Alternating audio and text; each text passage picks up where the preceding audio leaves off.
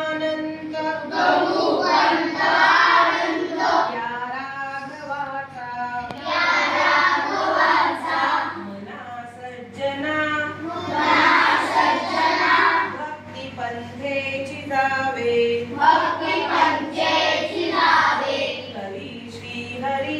हरी श्री हरी पाविजे तो स्वभावे जनी निंद्यते